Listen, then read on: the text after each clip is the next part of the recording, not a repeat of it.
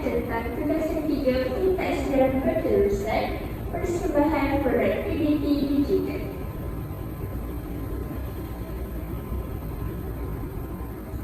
Sebelum itu, saya akan memperkenalkan diri terlebih dahulu. Nama diberi Farhanis binti Masrom, angka giliran 2024-1924-4009.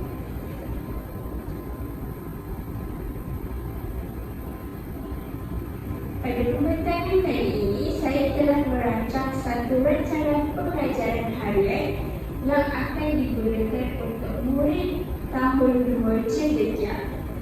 Pada PH kali ini, saya akan mengajar unit 2 iaitu bersih dan cantik, dan kemahiran yang difokuskan merupakan model kemahiran basic.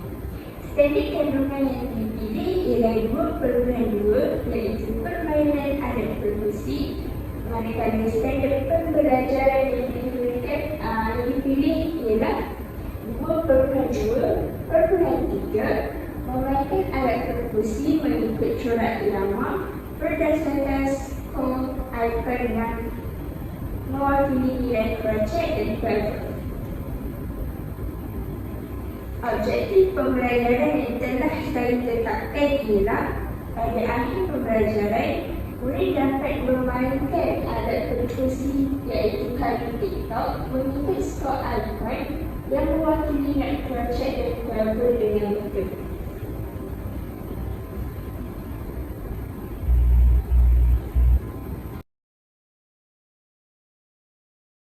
Menerusi RPH yang telah saya rancang, saya akan melaksanakan aktiviti teka-teki pizza pada set industri.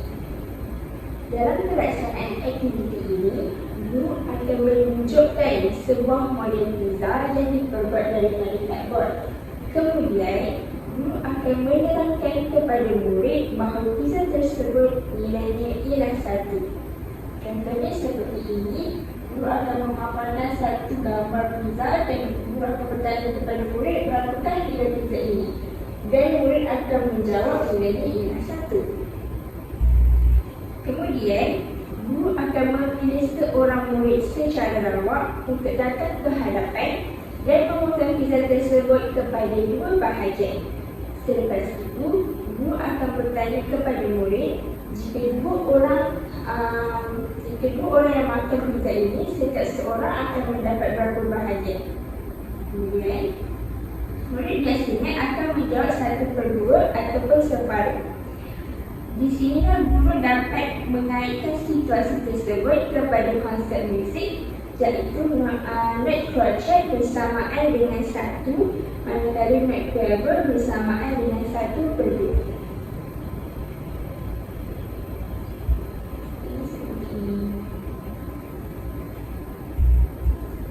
Kalau kita lihat dari segi pendekatan, aktiviti ini sangat jelas menggunakan pendekatan Carl-Buffer dan kerana murid belajar melalui bahan konkret dan pengalaman visual serta dapat manipulasi objek.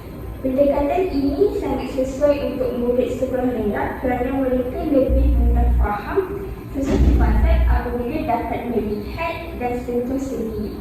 Dan itu atau lebih dikenali sebagai visual learning. Selain itu, pendekatan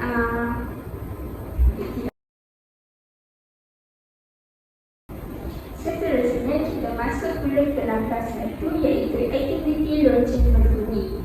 Dalam aktiviti ini, guru akan memaparkan 3 kepintahan note pada papan putih. Seperti terlihat kita ada note crochet, cover dan wood cover. Kemudian, guru pula akan memperkenalkan kepada murid berkaitan note crochet dan cover beserta nilainya.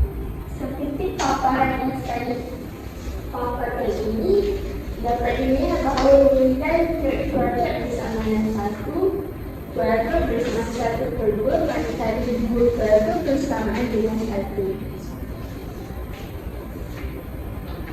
Dalam aktiviti ini, guru akan menggunakan loceng digital sebagai rangsangan bunyi. Murid diminta untuk menepuk tangan mengikut bunyi loceng tersebut. Sebagai contoh, jika loceng berbunyi sekali, murid akan tepuk tangan sekali. Manakala jika loceng berbunyi 2 kali secara cepat, murid akan tepuk tangan 2 kali lebih cepat.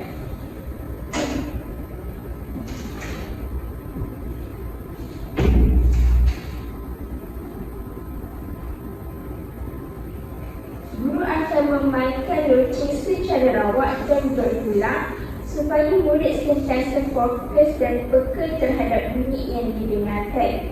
Aktiviti ini berkemungkinan nampak mudah, tapi sebenarnya sangat penting dalam membantu murid memahami konsep hikmah.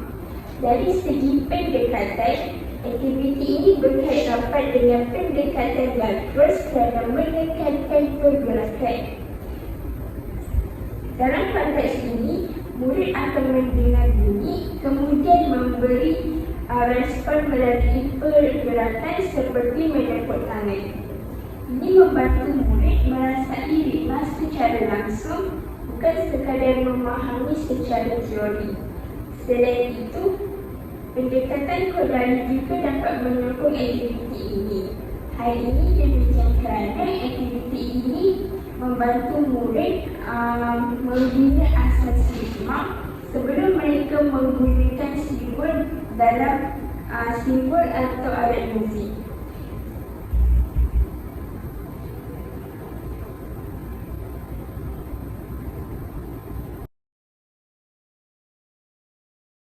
Seterusnya, saya akan menerangkan cara pelaksanaan langkah 2.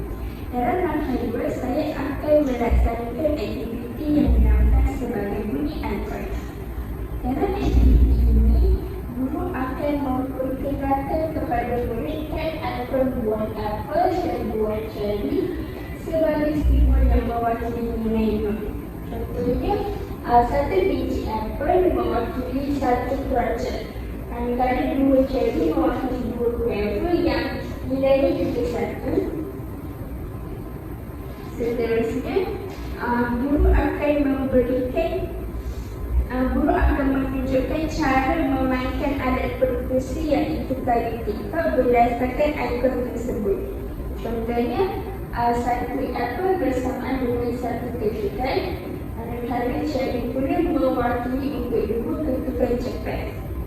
Selepas demonstrasi, semua murid akan diberikan kayu tiktok dan diminta untuk memainkan alat perkusi tersebut mengikut kad ikon yang ditunjukkan oleh guru. Dalam langkah ini, pendekatan yang paling dominan ialah pendekatan off oleh turn off.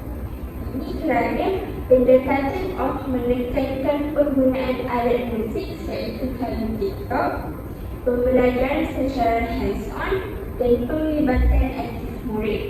Murid bukan sahaja dapat melihat atau mendengar, tetapi mereka sendiri dapat menghasilkan bunyi daripada alat perkusi iaitu kayu tiktok. Selain itu, pendekatan karbonkan juga masih digunakan melalui kad ikon sebagai bahan visual. Ini membantu murid untuk memahami hubungan antara simbol dengan jelas, simbol dan bunyi dengan lebih jelas. Pendekatan dan cross boleh dapat dilihat melalui koordinasi pergerakan tangan murid semasa bermain alat perkusi kayu tiktok. Jadi, langkah ini dapat menunjukkan bagaimana murid mula mengaplikasikan pengetahuan mereka dalam bentuk praktikal. Untuk melaksanakan aktiviti pada langkah 2 ini, saya turut memaparkan kepada murid video untuk menggunakan alat perkusi kayu tiktok supaya mereka dapat memahami dengan lebih jelas. Contohnya seperti ini.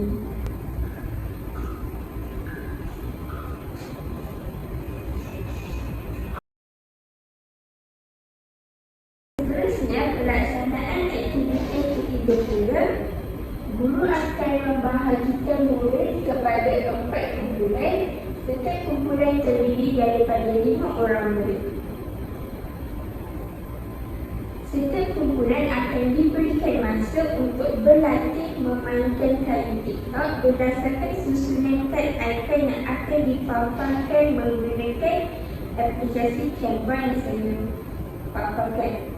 Selepas sesi latihan, setiap kumpulan akan dipilih secara bergilir untuk membuat persembahan di hadapan kelas.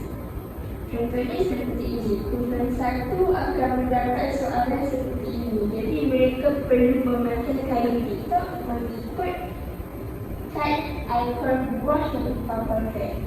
Setiap kumpulan akan mendapatkan soalan yang berbeza. Ini kumpulan 2. Ini kumpulan 3. Dan ini untuk kumpulan 4. Aktiviti ini sangat penting kerana ia merupakan kemuncak kepada pengajaran dan pembelajaran. Dari segi pendekatan off masih menjadi pendekatan utama kerana murid bermain alat muzik secara berkumpulan dan murid perlu membuat persembahan. Murid juga dapat mengaplikasikan kemahiran yang mereka telah pelajari. Pendekatan rakus juga dapat dilihat melalui kawalan tempo dan keselarasan pergerakan semasa bermain. Pendekatan karaoke digunakan melalui paparan ikon digital sebagai panduan visual, manakala pendekatan koladi berlaku secara implisit apabila murid menggunakan pemahaman asas nilai not dalam aktiviti ini. Selepas semua kumpulan telah selesai membuat persembahan, saya akan memilih kumpulan yang paling terbaik dan manakala murid-murid lain saya turut akan memberikan pujian. Bagi murid yang masih lemah dalam aktiviti ini, saya akan memberikan bimbingan dengan lebih mendalam pada kelas berikut. Sekian daripada saya. Sekian